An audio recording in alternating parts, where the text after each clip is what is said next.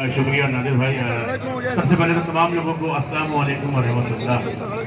और जो आज हमने सबसे पहले मैं आपका शुक्रगुजार हूँ आयशा साहब ZBR के तवज्जुह से आपने तमाम फनकारों को एक प्लेटफॉर्म पर जमा किया और एक ऐसे कॉज के लिए हम अदलिया का एहतराम करते हैं। फनकारों से ज़्यादा एहतराम आप जानते हैं कौन किसी का कर सकता है।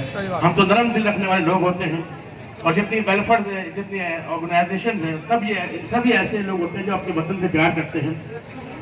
आपका फैसला सर, आपने फैसला किया ये उस शख्स के खिलाफ किया जिसने पाकिस्तान की बका के लिए 3 जंगें लड़ी, जिसका मोटो, जिसका स्लोगन था सबसे पहले पाकिस्तान, जिसका स्लोगन सबसे पहले पाकिस्तान हो, वो गद्दार कैसे हो सकता है।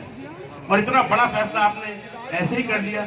अवाम, पूरी पाकिस्तान की कौम इस फैसले को कंडेम करती है, नामंजूर करती है, बिल्कुल नामंजूर करती है, करती रहेगी।